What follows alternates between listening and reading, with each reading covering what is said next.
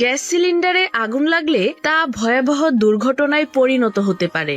এমন ঘটনায় বহু মানুষের জীবন পর্যন্ত চলে যায়। অনেকেই জানেন না গ্যাস সিলিন্ডারে আগুন লাগলে কিভাবে তা নিরাপদে নিভানো যায়। তাহলে চলুন আমি আপনাদের কিছু সহজ এবং কার্যকর উপায় জানিয়ে দেই। প্রথমে, গ্যাস সিলিন্ডারে আগুন লাগলে কখনোই পানি বা বালি দিয়ে আগুন নেভানোর চেষ্টা করবেন না, কারণ এসব পদ্ধতি কোনো কাজেই আসবে না।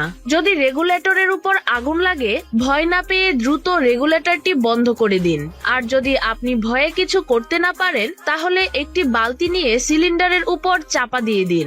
এতে বাতাসের প্রবাহ বন্ধ হয়ে গিয়ে আগুন নিভে যাবে। এছাড়া যদি এতেও আগুন না নিভে, তাহলে একটি মোটা কাপড় পানি দিয়ে ভিজিয়ে সিলিন্ডারের চারপাশে জড়িয়ে দিন।